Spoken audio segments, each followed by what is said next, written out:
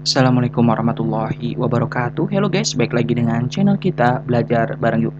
Oke, pada video kali ini kita akan masih membahas tentang PP atau Peraturan Pemerintah Nomor 22 Tahun 2021 tentang penyelenggaraan perlindungan dan pengelolaan lingkungan hidup. Oke, Bismillahirrahmanirrahim. Mari kita mulai pembahasan kita. Tapi sebelumnya, di sini ada dua layar. Di layar sebelah kanan ini adalah pasal beserta ayat-ayatnya dari peraturan ini, kemudian di sebelah kiri ini adalah penjelasan dari pasal-pasal dan ayat-ayat tersebut. Oke, kita mulai pasal 501 ayat 1. Penegakan hukum perdata sebagaimana dimaksud dalam pasal 500 ayat 4 huruf B dapat dilakukan dengan pembuktian pertanggungjawaban mutlak. Ayat 2, pembuktian dengan prinsip pertanggungjawaban mutlak sebagaimana dimaksud pada ayat 1 harus dimintakan oleh penggugat dan termuat dalam surat gugatan. Ayat 3, pertanggungjawaban mutlak sebagaimana dimaksud pada ayat 2 dapat diberlakukan kepada penanggung jawab usaha dan atau kegiatan yang tindakannya, usahanya dan atau kegiatannya A. Menggunakan B3, B menghasilkan limbah B3 dan atau mengelola limbah B3 dan atau C menimbulkan ancaman serius terhadap lingkungan hidup. Ayat 4, tergugat dapat mengajukan pembelaan dengan pembuktian A. Tidak menggunakan B3, menghasilkan limbah B3 atau menimbulkan ancaman yang serius dan atau B. Pencemaran lingkungan hidup dan atau kerusakan lingkungan hidup bukan disebabkan oleh aktivitas usaha dan atau kegiatannya, tetapi disebabkan oleh pihak lain atau keadaan kahar atau force majeure. Ayat 5, tergugat dapat dibebaskan dari tanggung jawab mutlak sebagaimana dimaksud pada ayat 1 jika dapat membuktikan bahwa pencemaran lingkungan hidup dan atau kerusakan lingkungan hidup disebabkan oleh salah satu alasan: A. Adanya bencana alam atau peperangan, B. Adanya keadaan memaksa di luar kemampuan manusia, atau C. Akibat perbuatan pihak lain yang menyebabkan terjadinya pencemaran lingkungan hidup dan atau kerusakan lingkungan hidup. Ayat 6, dalam hal pencemaran lingkungan hidup dan atau kerusakan lingkungan hidup akibat perbuatan pihak lain, sebagaimana dimaksud pada ayat 5 huruf C, pihak lain bertanggung jawab atas kerugian yang ditimbulkannya. Pasal 501 ayat 1 ini ada penjelasannya teman-teman. Yang dimaksud dengan pertanggungjawaban mutlak atau strict liability adalah unsur kesalahan tidak perlu dibuktikan oleh pihak penggugat sebagai dasar pembayaran ganti rugi. Kemudian ayat ketiganya huruf C ini ada penjelasan juga. Yang dimaksud dengan ancaman serius adalah ancaman yang berdampak luas terhadap lingkungan hidup dan menimbulkan keresahan masyarakat seperti kesehatan manusia, air permukaan, air bawah tanah, tanah, udara, tumbuhan, dan hewan.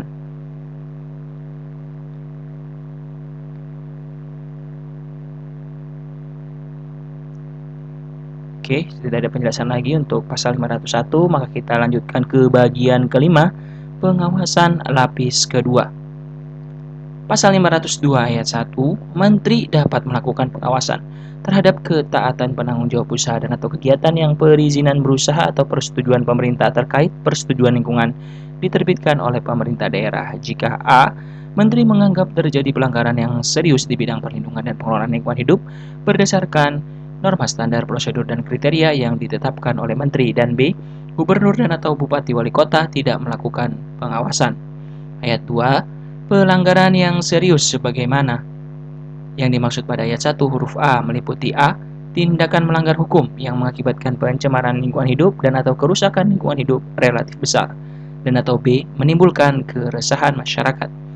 Ayat 3, pencemaran lingkungan hidup dan atau kerusakan lingkungan hidup relatif besar sebagaimana dimaksud pada ayat 2 huruf A dilakukan dengan mempertimbangkan A. bentuk dan intensitas pelanggaran, dan B. besaran dan atau luas sebaran dampak.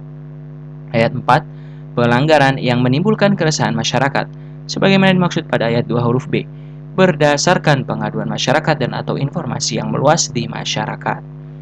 Pasal 502 ayat 2 huruf A, tindakan melanggar yang mengakibatkan pencemaran lingkungan hidup dan atau kerusakan lingkungan hidup relatif besar seperti pembuangan air limbah yang melebihi baku mutu air limbah dan menyebabkan dilampauinya baku mutu air. Tindakan membakar hutan dan atau lahan yang mengakibatkan rusaknya hutan dan atau lahan. Kemudian yang huruf B ayat 2 ya. Huruf B ayat 2 ini menimbulkan keresahan masyarakat antara lain terganggunya kesehatan dan mata pencaharian dari masyarakat. Kita lanjut ke pasal 503 ayat 1. Pejabat pengawas lingkungan hidup dalam melakukan pengawasan berdasarkan kode etik. Ayat 2. Kode etik sebagaimana pada ayat 1 didasarkan atas prinsip A. Integritas, B. Profesionalisme, dan C. Responsif. Ayat 3. Prinsip kode etik sebagaimana dimaksud pada ayat 2 wajib ditaati oleh setiap pejabat pengawas lingkungan hidup. Ayat 4. Untuk menegakkan prinsip kode etik sebagaimana dimaksud pada ayat 2 dibentuk Dewan Kode Etik Pengawas Lingkungan Hidup. Ayat 5. Pejabat pengawas lingkungan hidup yang melanggar kode etik dikenakan sanksi sesuai peraturan perundang-undangan yang mengatur tentang aparatur sipil negara. Dan ini ada penjelasan di pasal 503 ayat 2 huruf A. Yang dimaksud dengan prinsip integritas adalah prinsip yang menjunjung tinggi kejujuran dan kebenaran. Kemudian huruf B yang dimaksud dengan prinsip profesionalisme adalah prinsip menjalani profesi sesuai keahliannya. Huruf C yang dimaksud dengan prinsip responsif adalah prinsip cepat tanggap. Pasal 504. Ketentuan lebih lanjut mengenai A. Pengawasan RKR RPL rinci. B. Pemasangan pelang penghentian pelanggaran tertentu dan atau garis pejabat pengawas lingkungan hidup. C. Penghitungan kerugian akibat pencemaran lingkungan hidup dan atau kerusakan lingkungan hidup. D. Pedoman pengawasan lingkungan hidup. E. Kode etik pejabat pengawas lingkungan hidup. Dan F. Pedoman pengawasan lingkungan hidup diatur dalam peraturan menteri. Kita masuk ke bab ke-11. Tata cara penerapan sanksi administratif perizinan berusaha atau persetujuan pemerintah. Bagian ke-1, wewenang penerapan sanksi administratif. Pasal 505 ayat 1. Menteri Gubernur atau Bupati Wali Kota wajib menerapkan sanksi administratif terhadap penanggung jawab usaha dan atau kegiatan jika dalam pengawasan ditemukan pelanggaran terhadap ketentuan A. Perizinan berusaha atau B. Persetujuan pemerintah terkait persetujuan lingkungan dan peraturan perundang-undangan di bidang perlindungan dan pengelolaan lingkungan hidup. Ayat 2. Penerapan sanksi administratif sebagaimana dimaksud pada ayat 1 dilakukan sesuai dengan norma standar, prosedur, dan kriteria yang ditetapkan oleh Menteri. Pasal 506 ayat 1. Menteri berwenang menerapkan sanksi administratif kepada penanggung jawab usaha dan atau kegiatan terhadap pelanggaran A. Perizinan berusaha terkait persetujuan lingkungan yang diterbitkan oleh pemerintah atau B. Persetujuan pemerintah terkait persetujuan lingkungan yang diterbitkan oleh pemerintah. Ayat 2. Gubernur berwenang menerapkan sanksi administratif kepada penanggung jawab usaha dan atau kegiatan terhadap pelanggaran A. Perizinan berusaha terkait persetujuan lingkungan yang diterbitkan oleh pemerintah daerah provinsi atau B. Persetujuan pemerintah terkait persetujuan lingkungan yang diterbitkan oleh pemerintah daerah provinsi. Ayat ketiganya, Bupati atau Wali Kota berwenang menerapkan sanksi administratif kepada penanggung jawab usaha dan atau kegiatan terhadap pelanggaran A. Perizinan berusaha terkait persetujuan lingkungan yang diterbitkan oleh pemerintah daerah, kabupaten atau wali kota atau B. Persetujuan pemerintah terkait persetujuan lingkungan yang diterbitkan oleh pemerintah daerah, kabupaten atau kota. Pasal 507. Menteri Gubernur atau Bupati Wali Kota dalam penerapan sanksi administratif dapat mendelegasikan kewenangannya kepada pejabat yang membidangi penegakan hukum atau perangkat daerah yang membidangi lingkungan hidup. Kita masuk ke bagian kedua terkait penerapan sanksi administratif. Paragraf 1 umum pasal 508. Ayat 1. Sanksi administratif berupa A. Teguran tertulis, B. Paksaan pemerintah, C. Denda administratif, D. Pembekuan perizinan berusaha, dan atau E. Pencabutan perizinan berusaha. Ayat 2. Sanksi administratif sebagaimana dimaksud pada ayat 1 diterbitkan dalam bentuk keputusan. Ayat 3. Keputusan sebagaimana dimaksud pada ayat 2 paling sedikit memuat A. Nama jabatan dan alamat pejabat administrasi yang berwenang. B. Nama dan alamat penanggung jawab usaha dan atau kegiatan. C. Nama dan alamat perusahaan. D. Jenis pelanggaran. E. Ketentuan yang dilanggar. F. Uraian kewajiban atau perintah yang harus dilakukan penanggung jawab usaha dan atau kegiatan. Dan G. Jangka waktu penataan kewajiban penanggung jawab usaha dan atau kegiatan. Kemudian di sini ada penjelasannya untuk yang di ayat ketiga huruf D. Yang dimaksud dengan jenis pelanggaran adalah jenis perbuatan yang bertentangan dengan ketentuan peraturan perundang-undangan di bidang perlindungan dan pengelolaan lingkungan hidup dan atau perizinan berusaha terkait persetujuan lingkungan dan atau persetujuan pemerintah terkait persetujuan lingkungan dan ditemukan pelanggaran yang tertuang dalam berita acara pengawasan dan atau berita acara klarifikasi. Jenis pelanggaran antara lain tidak memiliki persetujuan lingkungan, air limbah melebihi baku mutu air limbah, dan tidak melakukan pengelolaan limbah B3. Kemudian di huruf E juga ada penjelasan ya, yang dimaksud dengan ketentuan yang dilanggar adalah kewajiban dan larangan dalam perizinan berusaha dan atau persetujuan pemerintah terkait persetujuan lingkungan yang dilanggar dan atau ketentuan peraturan perundang-undangan di bidang perlindungan dan pengelolaan lingkungan hidup yang dilanggar. Kita lanjut ke pasal 509 ayat 1. Sanksi administratif diterapkan berdasarkan atas A. Berita acara pengawasan dan B. Laporan hasil pengawasan. Ayat 2-nya, pejabat yang berwenang menerapkan sanksi administratif sebagaimana dimaksud pada ayat 1 berdasarkan pertimbangan A. Efektivitas dan efisiensi terhadap pelestarian fungsi lingkungan. B. Fungsi lingkungan hidup. B. Tingkatan atau jenis pelanggaran yang dilakukan oleh penanggung jawab usaha dan atau kegiatan. C. Tingkat ketaatan penanggung jawab usaha dan atau kegiatan terhadap pemenuhan perintah atau kewajiban yang ditentukan dalam sanksi administratif. D. Riwayat ketaatan penanggung jawab usaha dan atau kegiatan dan atau E. Tingkat pengaruh atau implikasi pelanggaran yang dilakukan oleh penanggung jawab usaha dan atau kegiatan pada lingkungan hidup. Pasal 509 tidak ada penjelasan. Berarti kita lanjut ke paragraf kedua, teguran tertulis, pasal 510. Sanksi administratif berupa teguran tertulis sebagaimana dimaksud dalam pasal 508 ayat 1 huruf A diterapkan apabila penanggung jawab usaha dan atau kegiatan melanggar ketentuan dalam perizinan berusaha atau persetujuan pemerintah atau pemerintah daerah terkait persetujuan lingkungan dan peraturan perundang-undangan di bidang perlindungan dan pengelolaan lingkungan hidup yang bersifat administratif. Nah, di sini ada penjelasannya, pasal 510 ini penjelasannya pelanggaran yang bersifat administratif antara lain tidak membuat dan menyampaikan laporan, tidak memasang simbol dan atau label pada kemasan limbah B3 dan tidak memasang tanda titik penaatan. Paragraf ketiga, paksaan pemerintah. Pasal 511 ayat 1.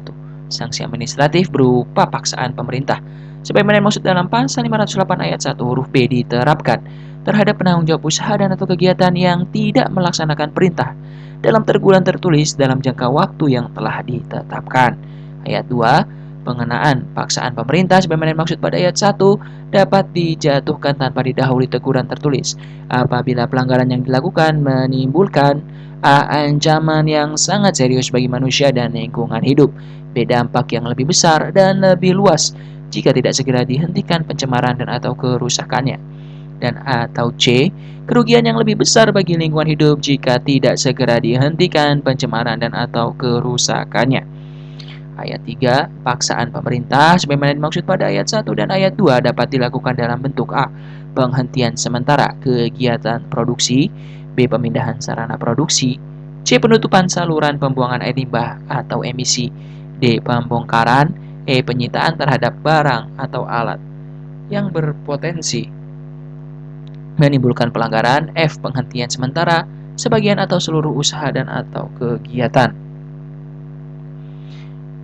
G. Kewajiban menyusun DELH atau DPLH dan atau H. Tindakan lain yang bertujuan untuk menghentikan pelanggaran dan tindakan memulihkan fungsi lingkungan hidup. Pasal 512 ayat 1. Menteri Gubernur atau Bupati Wali Kota sesuai dengan kewenangannya memaksa penanggung jawab usaha dan atau kegiatan untuk melakukan pemulihan lingkungan hidup akibat pencemaran lingkungan hidup dan atau kerusakan lingkungan hidup. Ayat 2. Menteri Gubernur atau Bupati Wali Kota sesuai dengan kewenangannya dapat menunjuk pihak ketiga untuk melakukan pemulihan fungsi lingkungan hidup akibat pencemaran lingkungan hidup dan atau kerusakan lingkungan hidup. Ayat 3. Pemulihan fungsi lingkungan hidup sebagaimana dimaksud pada ayat 2 dilakukan atas beban biaya penanggung jawab usaha dan atau kegiatan.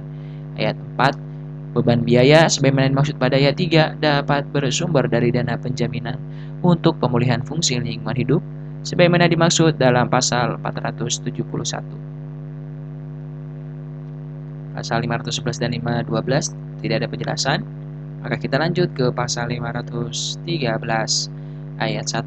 Setiap penanggung jawab usaha dan atau kegiatan yang tidak melaksanakan paksaan pemerintah dapat diterapkan denda atas keterlambatan pelaksanaan paksaan pemerintah. Ayat 2. Denda atas setiap keterlambatan pelaksanaan paksaan pemerintah terhadap penanggung jawab usaha dan atau kegiatan ditentukan berdasarkan penghitungan persentase pelanggaran dikali nilai denda paling banyak. Ayat 3. Denda atas keterlambatan sebagaimana dimaksud pada ayat 1 merupakan penerimaan negara bukan pajak yang wajib disetorkan ke kas negara sesuai dengan ketentuan peraturan perundang-undangan tentang penerimaan negara bukan pajak. Kita lanjut ke paragraf 4, denda administratif. Pasal 514 ayat 1 penanggung jawab usaha dan atau kegiatan dikenai denda administratif sebagaimana dimaksud dalam pasal 508 ayat 1 huruf C dengan kriteria A. Tidak memiliki persetujuan lingkungan namun telah memiliki perizinan berusaha. B. Tidak memiliki persetujuan lingkungan dan perizinan berusaha. C. Melakukan perbuatan yang melebihi baku mutu air limbah dan atau baku mutu emisi sesuai dengan perizinan berusaha. D. Tidak melaksanakan kewajiban dalam perizinan berusaha terkait persetujuan lingkungan. E. Menyusun AMDAL tanpa sertifikat kompetensi penyusunan AMDAL. F. Karena kelalaiannya melakukan perbuatan yang mengakibatkan dilampauinya baku mutu udara ambien, baku mutu air laut, baku mutu gangguan, dan atau kriteria baku kerusakan lingkungan hidup yang tidak sesuai dengan perizinan berusaha terkait persetujuan lingkungan yang dimilikinya. Dan atau G. Melakukan perbuatan yang mengakibatkan pencemaran lingkungan hidup dan atau kerusakan lingkungan hidup, di mana perbuatan tersebut dilakukan karena kelalaian dan tidak mengakibatkan bahaya kesehatan manusia, dan atau luka berat dan atau matinya orang. Ayat keduanya, denda administratif sebagaimana dimaksud pada ayat 1 merupakan penerimaan negara bukan pajak yang wajib disetorkan ke kas negara sesuai ketentuan peraturan perundang-undangan mengenai penerimaan negara bukan pajak. Ayat ketiga, denda administratif sebagaimana dimaksud pada ayat 1 diterapkan bersamaan dengan paksaan pemerintah. Oke, lanjut ke pasal 515 ayat 1. Besaran denda administratif dengan kriteria tidak memiliki persetujuan lingkungan, namun telah memiliki perizinan berusaha sebagaimana dimaksud pada pasal 514 ayat 1 huruf A, dihitung sebesar 2,5% dikali nilai investasi usaha dan atau kegiatan. Ayat 2. Denda administratif sebagaimana dimaksud pada ayat 1 diterapkan paling banyak 3 miliar rupiah. Nah, oke, di pasal 515 ini ayat satunya nilai investasi usaha dan atau kegiatan dihitung dari nilai investasi usaha dan atau kegiatan yang belum memiliki persetujuan lingkungan. Oke. Kita masuk ke pasal 516 ya, ayat 1. Besaran denda administratif dengan kriteria tidak memiliki persetujuan lingkungan dan perizinan berusaha sebagaimana dimaksud dalam pasal 514 ayat 1 huruf B dihitung sebesar 5% dari nilai investasi usaha dan atau kegiatan. Ayat 2. Denda administratif sebagaimana dimaksud pada ayat 1 diterapkan paling banyak 3 miliar rupiah. Pasal 517 ayat 1. Besaran denda administratif dengan kriteria melakukan perbuatan yang melebihi baku mutu air limbah dan atau baku mutu emisi sebagaimana dimaksud dalam pasal 514 ayat 1 huruf C dihitung berdasarkan unit beban pencemar yang melebihi baku mutu air limbah dan atau baku mutu emisi sumber tidak bergerak. Ayat 2. Unit beban pencemar yang melebihi baku mutu sebagaimana pada ayat 1 dihitung berdasarkan selisih konsentrasi aktuar air limbah atau emisi dengan konsentrasi baku mutu dikali dengan debit per laju air dan lamanya waktu pelanggaran. Ayat 3. Denda administrasi pelanggaran sebagaimana dimaksud pada ayat 2 dihitung secara akumulasi. Setiap parameter yang dilampaui baku mutunya diterapkan paling banyak 3 miliar rupiah. Pasal 518 ayat 1. Besaran denda administratif dengan kriteria tidak melaksanakan kewajiban dalam perizinan berusaha terkait persetujuan lingkungan sebagaimana dimaksud dalam pasal 514 ayat 1 huruf D ditentukan berdasarkan tingkat pelanggaran A. Ringan, B. Sedang, atau C. Berat. Ayat 2. Tingkat pelanggaran sebagaimana dimaksud pada ayat 1 dengan besaran denda administratif A. Ringan paling sedikit 1 juta rupiah dan paling banyak 5 juta rupiah. B. Sedang, paling sedikitnya 10 juta rupiah dan paling banyaknya 15 juta rupiah. Atau C. Berat, paling sedikitnya 20 juta rupiah dan paling banyaknya 25 juta rupiah. Ayat 3. Besaran denda administratif sebagaimana dimaksud pada ayat 2 dihitung secara akumulatif dari setiap pelanggaran. Ayat 4. Besaran denda administratif sebagaimana dimaksud pada ayat 3 diterapkan paling banyak 3 miliar rupiah. Ayat 5. Tingkat pelanggaran sebagaimana dimaksud pada ayat 1 tercantum dalam lampiran 15 yang merupakan bagian tidak terpisahkan dari peraturan pemerintah ini. Tidak ada penjelasannya teman-teman ya sampai pasal 518. Lanjut ke pasal 519. Besaran denda administratif dengan kriteria menyusun AMDAL tanpa sertifikat kompetensi penyusunan AMDAL sebagaimana dimaksud dalam pasal 514 ayat 1 huruf E sebesar 10% dari biaya penyusunan AMDAL. Pasal 520.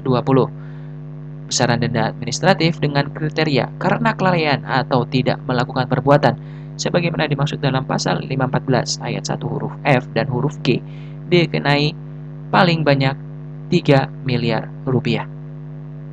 Oke teman-teman semua, ini dia adalah akhir dari video kita kali ini. Terima kasih kepada teman-teman yang telah menonton. Semoga video ini dapat bermanfaat untuk kita semua. Amin ya robbal alamin. Semoga sehat dan sukses selalu untuk kita semua. Amin ya robbal alamin. Dan bila di antara kita ada yang sakit, semoga segera diberikan kesembuhan yang total dan menyeluruh dari Allah Subhanahu wa taala. Amin. Amin ya robbal alamin. Thank you for watching. Wassalamualaikum warahmatullahi wabarakatuh.